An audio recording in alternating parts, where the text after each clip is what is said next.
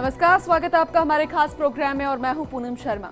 आज के समय में बिजली की जरूरत बहुत ज्यादा है, लेकिन उतनी ही खतरनाक और जरा से लापरवाही से ये जिंदगी खत्म भी कर देती है। और इसीलिए सबसे बड़ा सवाल है, क्योंकि जिम्मेदार इन मौतों का कोई जवाब नहीं देते, क्योंकि चित्तौड़गढ़ में औसतन 2 मौतें हर महीने हो रही है। दिखाएंगे पूरा मामला, लेकिन उससे पहले बात करेंगे उस सेल्फी की, क्योंकि जिसका क्रेज जो है आजकल लोगों के सर पर चढ़कर बोल रहा है।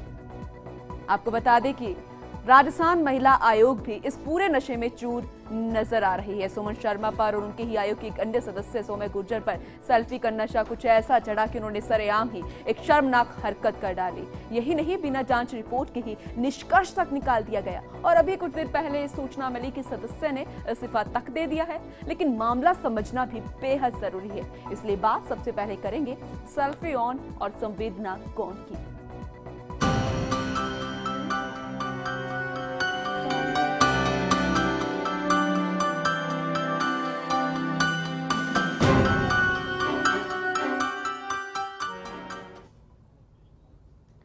यूं तो महिला आयोग का काम पीड़ित महिलाओं के दुख दर्द को जानकर उन पर मरहम लगाना है, लेकिन राजस्थान महिला आयोग के अध्यक्ष और एक सदस्य पर सेल्फी का शौक इस कदर चढ़ा कि उन्होंने जख्मों पर मरहम करने की जगह सिर्फ अपने सेल्फी के चाव से पीड़िता की पहचान जग जाहिर कर डाली। 28 जून को रेप पीड़िता का दर्द बांटने और उसकी बात सुनने पहुंची राज्य महिला आयोग की अध्यक्ष और सदस्य उसकी पहचान छुपाने के बजाय पहले सेल्फी लेने में जुट गई। यही नहीं, बिना जांच रिपोर्ट के निष्कर्ष तक निकाल दिया गया। रेप पीड़िता को मंद बुद्धि तक कह दिया गया। हालांकि खबर को प्रमुखता से दिखाने और केंद्र के दबाव से आयोग की सदस्य सौम्य गुर्जर ने अपना इस्तीफा दे दिया है, लेकिन पूरा मामला समझना जरूरी है कि आखिर उस दिन हुआ क्या था। चलिए आपको एक पूरी रिपोर्ट दिखाते हैं। पीड़िता के साथ सेल्फी की तस्वीरें सामने आने के बाद महिला आयोग के अध्यक्ष कह रही हैं कि पीड़िता को सामान्य कराने के लिए किया गया था। लेकिन हमारा सवाल ये है कि 11 दिन बीत गए, लेकिन उसके साथ मारपीट और रेप के आरोपी और महिला के शरीर पर गालियां गोदने वाले अभी तक पकड़े नहीं गए। ना ही उसकी मेडिकल जांच की रिपोर्ट अभी तक सामने आई और उन्होंने पीड़िता के हाल चाल जानने से पहले सेल्फी खींचना शुरू कर दिया। राजस्थान महिला आयोग की अध्यक्ष अपनी टीम के साथ पीड़िता का हालचाल जानने पहुंची थी, लेकिन पीड़िता के साथ फोटो खिंचवाने में व्यस्त हो गई। और यही नहीं, मुद्दा सेल्फी से बड़ा ये है कि ना आरोपी हिरासत में आया, ना ही उससे पूछताछ की गई, ना ही मेडिकल की रिपोर्ट आई और ना ही पूरी जांच की गई। फिर आखिर कैसे सिर्फ एक परंपरा का नाम लेकर टैटू गुदवाना यहाँ बता दिया गया, महिला को ही झूठा करार दे दिया गया। आखिर ये कितना सही है? तो वहीं इस घटना के कुछ घंटों बाद ही आयोग ने इनसे स्पष्टीकरण मांग लिया है। फिलहाल पूरे मामले की जांच चल रही है। वहीं इस बीच राजस्थान प्रदेश कांग्रेस कमेटी की उपाध्यक्ष अर्चना शर्मा ने और पीसीसी चीफ सचिन पायलट ने, साथ ही सामाजिक कार्यकर्ता ने इस शर्मनाक हरकत की कड़े शब्दों में निंदा की है।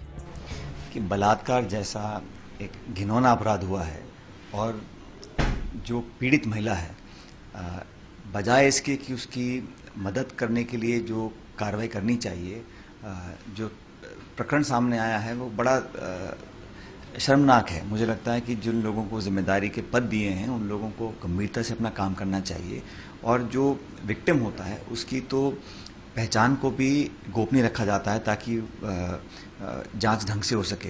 लेकिन जिस प्रकार से फोटो खींच के पीड़ित के साथ अपनी फोटो डाली गई है वो शोभा नहीं देता। मुझे लगता है इसके लिए उन सब लोगों को माफ़ी मांगनी चाहिए और इसकी जांच करें कि क्या कारण थे कि आपको फोटो खींचनी पड़ी उस विक्टिम की, उस पीड़ित महिला की।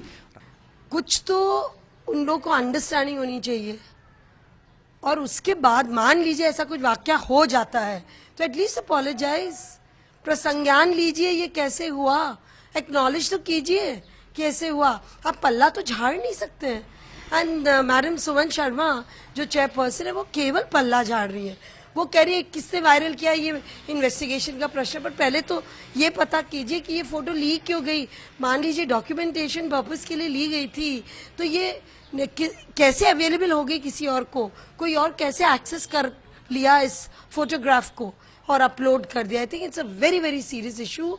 It's a wake up call for all governments जो इस तरीके से कमीशन में लोगों को कर लेते हैं, no understanding, who don't even know how to control their office. चलिए आपको 11 दिन पहले का वो मामला भी याद करा देते हैं जब एक पिता अपनी बेटी के ससुराल वालों को 51,000 रुपए दहेज में नहीं दे पाया था, तो महिला के माथे पर इसके पति और ससुराल वालों ने मशीन से गोद दिया था कि तेरा बाप चोर। यही नहीं, शरीर के कई अंगों पर भी गालियां गोद दी गई थी। और महिला का आरोप ये भी है कि जेठ और ससुर ने उसके साथ गैंग रेप किया। इस घटना को 11 दिन हो गए हैं। ना तो अलवर पुलिस ने मामला दर्ज किया और ना ही जयपुर पुलिस कर रही थी, लेकिन बाद में कोर्ट के निर्देश पर आमेर थाने में ये मामला दर्ज किया गया। लेकिन देखा जाए तो ना आरोपी हिरासत में आए, ना मेडिकल रिपोर्ट सामने आई, ना ही पीड़िता के उस दर्द पर मरहम का इंतजाम किया गया। बस सेल्फी के चाव में कर डाली शर्मनाक हरकत और थाने में ही कर दिया कानून का उल्लंघन। साथ ही पूरे मामले पर बिना जांच के ही निकाल दिया निष्कर्ष, यानी सेल्फी ऑन और संवेदना गौन।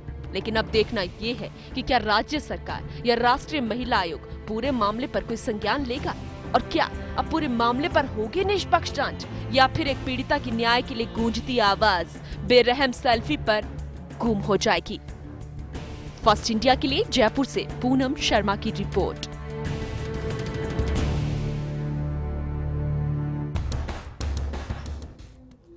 चलिए, पूरे मामले पर और ज्यादा जानकारी के लिए जयपुर से संवाददाता भारत जुड़ चुके हैं, उनका रुख करते हैं।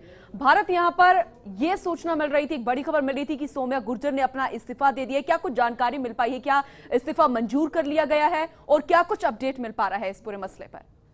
जी पूनम, मैं बताना चाहूंगा कि जब ये मामला पूरा बढ़ता देखा है तो सौम्या गुर्जर ने इस पूरे मामले से कन्नी काटने के लिए अपने पद से इस्तीफा दे दिया। हालांकि सुमन शर्मा को ये इस्तीफा मिला नहीं है, लेकिन जो खबरें आ रही है वो यही आ रही है कि सुमन शर्मा ने, माफ कीजिएगा, सौम्या गुर्जर ने अपना इस्तीफा सौंप दिया सुमन शर्मा। जी, तो क्या माना जाए, क्या केंद्र का दबाव इसे कहा जाए? क्योंकि खुद सुमन शर्मा उस वक्त सेल्फी लेते वक्त वहीं पर ही थी, लेकिन वो ये कह रही थी कि मैं लिखित में सफाई उस सदस्य से मांगूंगी जो ये सेल्फी ले रही थी।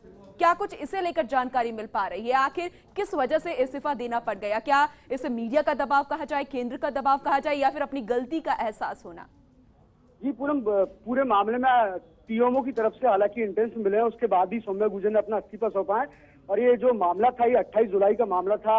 जो पीड़ित महिला थी, वहां पर महिला आयोग की पूरी टीम गई थी। इस दौरान सौम्या गुर्जर का कहना है कि सेल्फी हमने सिर्फ महिला के चेहरे पे खुशी लाने के लिए ली थी, इसका ऐसा कोई इंटेंस नहीं था। मीडिया ने इसका गलत मतलब निकाला है, और जिस शख्स ने भी ये जो फोटो वायरल की है उसके खिलाफ भी सुमन शर्मा कहना है कि उसके खिलाफ भी एक्शन लिया जाएगा। पूनम, लेकिन जिस तरीके से उस रेप विक्टिम को आगे किया जा रहा था, कहीं से भी भारत ये नहीं लग रहा था कि वो सहज महसूस यहाँ पर कर रही थी। दूसरा, यहाँ पर ये कहा जा रहा है कि वो जो रेप पीड़िता है वो मंदबुद्धि है, और दूसरी तरफ ये कहा जा रहा है कि जो टैटू गुदवाने की बात सामने आई है वो एक परंपरा के दौरान वहां पर इस तरीके से प्रचलित है। पूरे मामले पर ऐसे ही निष्कर्ष निकाल दिया गया। कोई जांच रिपोर्ट सामने नहीं आई, ना ही मेडिकल की रिपोर्ट सामने आई है। क्या इस मसले पर जब आपने सवाल किया तब क्या कुछ जवाब सामने आया? पूनम, अभी हालांकि ऐसी कोई मेडिकल रिपोर्ट सामने नहीं आई है कि जो पीड़ित जो विक्टिम था वो मंद बुद्धि था या किसी प्रकार का, लेकिन जो महिला आयोग का कहना है कि महिला का दिमाग संतुलन थोड़ा सा खराब था, और महिला आयोग ने खुद अपने मन से ही उसको मंदबुद्धि करार बताया गया है। और यही नहीं, इस पूरे मामले में कहीं ना कहीं पीड़िता झूठ बोल रही है, इस तरह की बातें यहाँ सामने आ रही है। सौम्या गुर्जर का ये कहना है कि मंदबुद्धि जो थी वो पूरे मामले को ढंग से बता नहीं पा रही थी, तो उसको थोड़ा सा सहज करने के लिए सेल्फी वगैरह का पूरे का जो था ये पार्ट ऑफ एक प्रोसेस का सौम्या गुर्जर की तरफ से बताया गया। पूनम, भारत, ये जो घटना थी है पूरी शर्मनाक। इस्तीफा देने की बात तक सामने आ गई, लेकिन यहाँ पर एक माफी मांगने की अगर हम बात करें अध्यक्ष द्वारा, क्योंकि यहाँ पर खुद वो मंजूर हैं, स्माइल करते हुए नजर आ रही हैं, सेल्फी लेते हुए, और उस रेप विक्टिम को आगे करते हुए भी नजर आई। उनकी तरफ से इस तरीके से कोई माफी को लेकर कोई बातचीत नजर नहीं आई। दूसरी तरफ इस्तीफा दे दिया गया, पूरा मामला कहीं दब ना जाए। क्या पूरी जांच यहाँ पर की जाएगी उस रेप पीड़िता के मामले को लेकर जिसे मंदबुद्धि करार दिया गया है? बिल्कुल पूनम, अभी राष्ट्रीय महिला आयोग की तरफ से हालांकि अभी तक इस मामले पर कोई एक्शन नहीं लगा है, लेकिन कहीं ना कहीं इस मामले पर सौम्या गुर्जर का इस्तीफा ये साफ जाहिर करता है कि कहीं ना कहीं इस मामले को पल्ला झाड़ते हुए नजर आ रहे हैं। और सुमन शर्मा की माफी की मांगी बात है तो सुमन शर्मा इस मामले पर पूरी तरह से कन्नी काट रही है। माफी की तो कोई सवाल ही नहीं उठता। सुमन शर्मा का कहना है कि ये जो पोस्ट थी ये किस तरह से वायरल होगी, इस पर हमें एक्शन लेना है। कौन सा ऐसा शख्स है जिसने फोटो वायरल की, क्योंकि ये जो महिला आयोग की जो पूरी जो क्रिया है वो पूरी एक सीक्रेट तरीके से रहती है, तो इस तरह से फोटो वायरल होना ये एक अपराध है। पूनम, चलिए, शुक्रिया भारत तमाम जानकारी देने के लिए। तो वहीं ममता शर्मा जी हमारे साथ जुड़ चुकी हैं, पूर्व अध्यक्ष हैं वो राज्य महिला आयोग की, उनसे जुड़ते हैं। ममता जी, स्वागत है आपका फर्स्ट इंडिया में। हेलो। हाँ जी ममता जी, आपसे सवाल मैं करना चाहूंगी। फिलहाल सौम्या गुर्जर ने अपना इस्तीफा दे दिया है, जो कि खबर फिलहाल मिल रही है। दूसरी तरफ ये कहा जा रहा है कि जिसने भी इस फोटो को वायरल किया है वो अपराधी है। क्या आपको वाकई ये लगता है? देखिए, इस केस में मैं ये कहूंगी कि तो राज्य महिला आयोग का सदस्य अगर इस तरह की हरकत कर रहा है जी, इससे बड़ी बात और कुछ नहीं हो सकती। रेप विक्टिम जो होता है उसकी मनस्थिति क्या है ये कोई भी इसका आकलन नहीं कर सकता। दूसरी बात ये है कि सुप्रीम कोर्ट के ऑलरेडी डायरेक्टिव्स हैं कि ना तो रेप विक्टिम की शक्ल दिखाई जाए और ना ही उसका नाम उजागर किया जाए। जी, बावजूद उसके ये राज्य महिला ममता जी, बड़ा ही अजीब जवाब उन्होंने दिया। जब यही सवाल हमने उनसे किया, उनका ये कहना था कि जो रेप पीड़िता थी वो खुश नहीं थी, उसे सामान्य करने के लिए, उसे खुश करने के लिए हमने सिर्फ ऐसे ही फोटो खींची। क्या वाकई आपको ऐसा लगता है कि इस तरीके से खुश किया जा सकता है वो रेप पीड़िता जो कि दर्द आज भी वो महसूस कर रही है? जब खुश होती कि जो रेपिस्ट है उनको पकड़ के और गिरफ्तार किया जाता और उनको सजा दिलाने के लिए महिला आयोग पूरी कोशिश करती, लेकिन फोटो से कोई रेप पीड़िता खुश हो जाए, मैं सोचती हूँ इससे हल्का, घटिया और नासमझ बयान नहीं हो सकता है। बिल्कुल ममता जी, एक सवाल एक और भी है, क्योंकि बिना जांच रिपोर्ट सामने आए और बिना मेडिकल रिपोर्ट सामने आए ये कह दिया गया कि वो महिला झूठ बोल रही है क्योंकि वो मंद बुद्धि है, और ये निष्कर्ष निकाल दिया गया कि जो टैटू उसके शरीर पर गोदे गए हैं वो हो सकता है कि परंपरा के दौरान हो, और ना ही आरोपियों को हिरासत में लेने की कोई कार्रवाई की गई, ना उसे आश्वासन यहाँ पर दिया गया, सिर्फ मंद बुद्धि करार दे दिया गया और सेल्फी लेते रहे। क्या पूरे मामले पर कोई जांच यहाँ पर आगे बढ़ेगी? क्या लगता है? देखिए, एक जांच भी होनी चाहिए। दूसरा, महिला मुख्यमंत्री है, ऐसे केस को उन्हें सीरियसली टेकअप करना चाहिए और राज्य महिला आयोग के खिलाफ एक्शन भी करना चाहिए।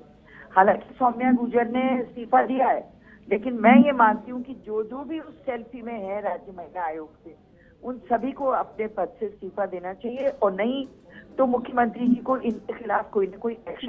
बिल्कुल सही कह रही है ममता जी, क्योंकि थाने में ही कानून का उल्लंघन हो रहा था, लेकिन जो अध्यक्ष जी वहां पर मौजूद थी उनका एक कहना है, अफसोस है कि वो अपनी गलती यहां पर नहीं मान रही हैं। बहुत बहुत शुक्रिया ममता जी तमाम यहां पर बातचीत के लिए। लेकिन सौम्या गुर्जर जो कि राज्य महिला आयोग के सदस्य हैं, उन्होंने अपना इस्तीफा दे दिया है। हालांकि कोई सूचना नहीं है कि वो मंजूर हुआ या फिर नहीं हुआ। और एक सवाल ये भी है, क्या इस सेल्फी के चाव की जो गूंज है उसमें कहीं पीड़ित महिला की जो न्याय की आवाज है वो कहीं गुम ना हो जाए? क्या इस पर अब जांच आगे बढ़ाई जाएगी? ये देखने वाली बात भी होगी।